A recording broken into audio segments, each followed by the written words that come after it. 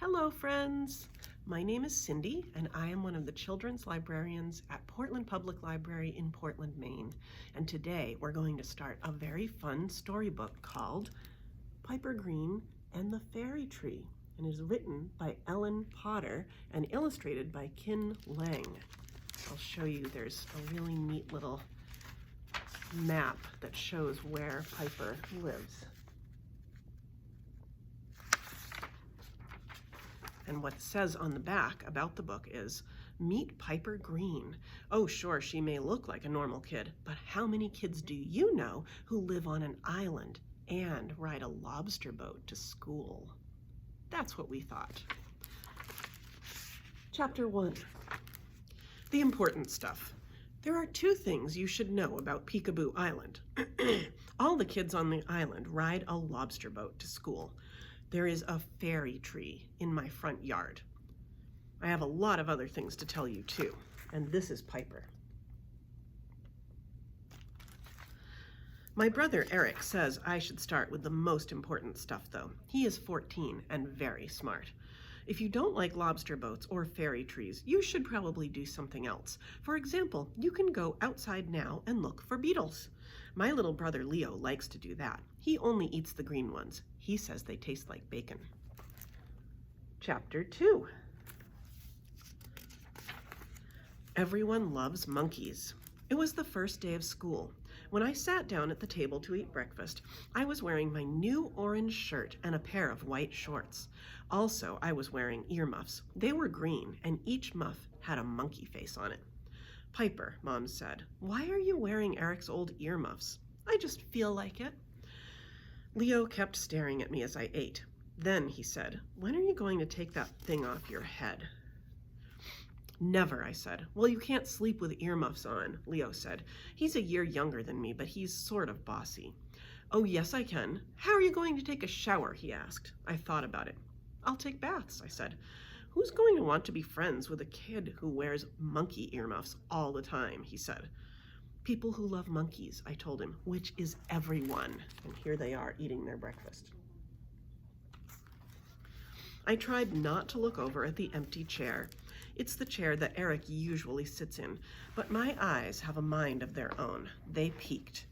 It was the saddest looking empty chair I had ever seen. Let's get a move on, you two, Mom said. The boat won't wait for you if you're late. She had our book bags ready for us by the door.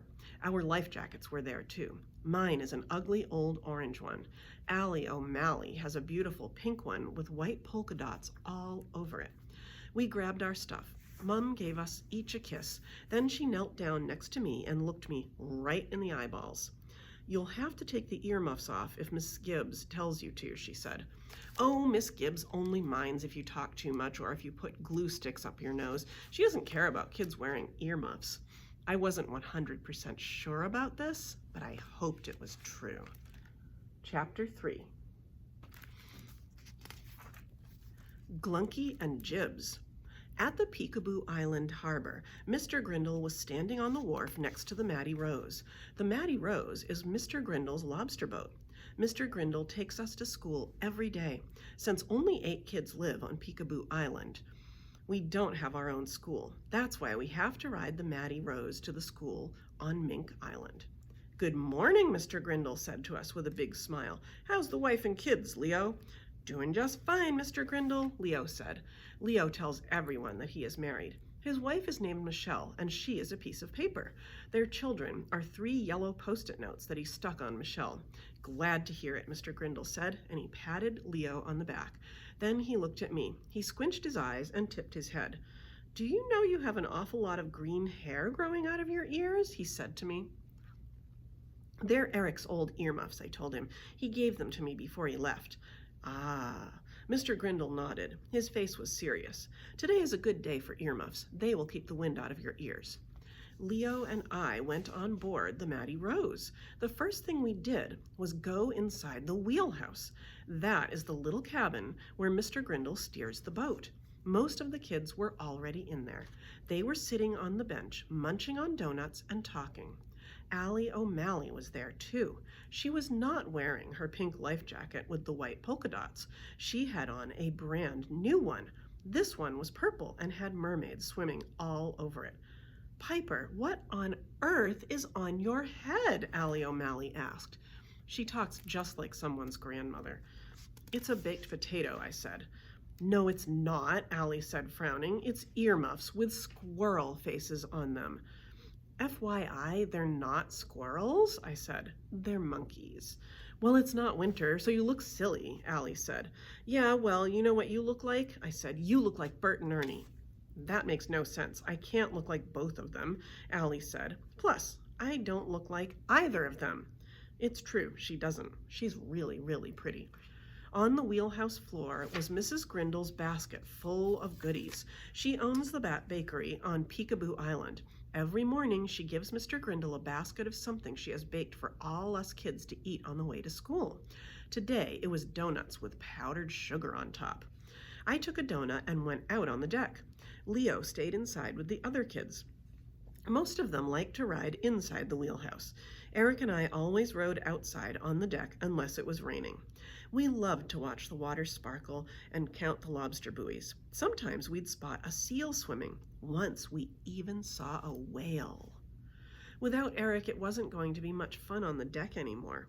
Jacob was out there too, eating a donut. Hi, Jacob, I said. I sniffed him. Hey, you don't stink today, I told him.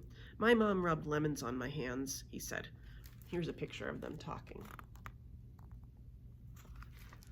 Jacob's father is a lobsterman, like my dad.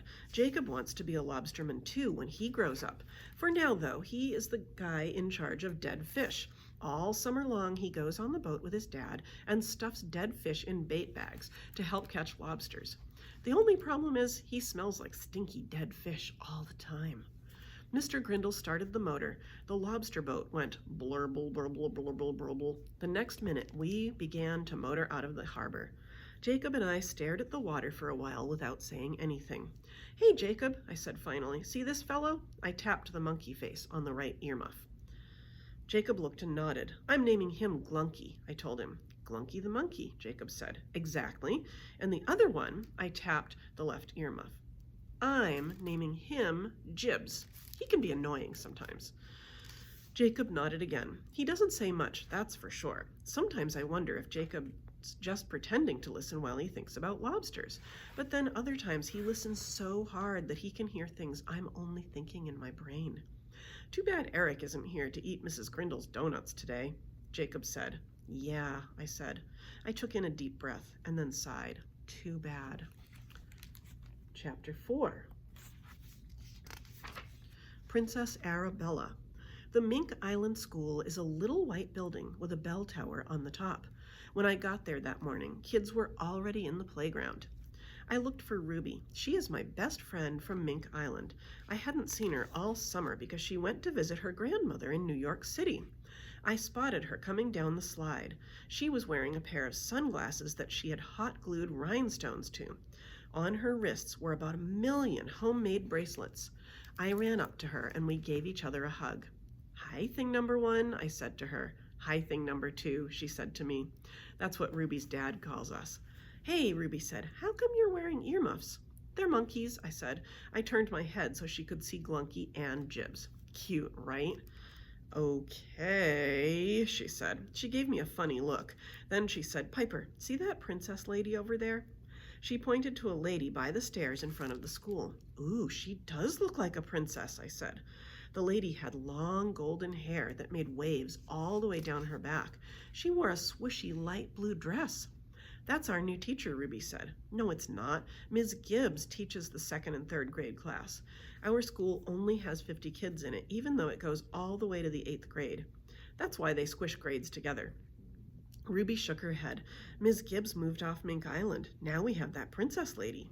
I stared at the princess. She looked nice. And here's the picture of them and the princess lady. She looked as if she had a tinkly voice. She looked like someone who wouldn't care if I wore earmuffs in class. The school bell rang. Ruby put her arm through mine and we hurried inside. We wanted to get seats next to Nacho, the adorable little brown bunny. He is the class pet in the 2nd and 3rd grade room. He's much cuter than our classroom pets last year, which were 2 hermit crabs named Simon and the other Simon. They were so boring that no one even bothered to think up 2 names for them. Lucky us, the seats next to Nacho were empty. We scooted into them very fast. We petted Nacho's soft ears and rubbed the top of his head. Then Ruby and I started to make our Garth shield. Garth is a kid who makes inappropriate noises all the time, and some of those noises do not come from his mouth. Ruby and I make a Garth shield at the beginning of every school year. It really works, too. We hold our hands and close our eyes and whisper softly, "Be gone, Garth, be gone, Garth." And Garth always winds up sitting on the other side of the room. The princess lady came in. She stood in front of the classroom holding a piece of paper. "Good morning, class," she said. "My name is Ms. Arabella, and I'll be your new teacher." Ms. Arabella? It even sounded like a princess name. Princess Arabella. I smiled at her. I wanted to show her that I was one of those friendly and helpful kind of girls who also happened to wear earmuffs. "Don't get too comfortable in your chairs, everyone," said Ms. Arabella. Uh-oh. I was very comfortable. "I will be assigning seats," Ms. Arabella told us. There was a roar of complaining voices about this. "Settle down," said Ms. Arabella. She did not sound at all tinkly. Then she made us get up, and she told us where we had to sit for the rest of the year. She made Ruby sit next to Allie O'Malley, and guess where she put me? Right smack next to Garth. He looked at me and smiled. Then he belched. I like cheese. I was beginning to get a bad feeling about this princess. And that is our reading for today of Piper Green and the Fairy Tree. And next time we will start with chapter 5 and find out more of what's going to happen to Piper Green. Thanks for coming by, friends. My name is Cindy. I am one of the children's librarians at Portland Public Library in Portland, Maine, and I hope you enjoyed our first reading of Piper Green and the Fairy Tree. Bye-bye, friends.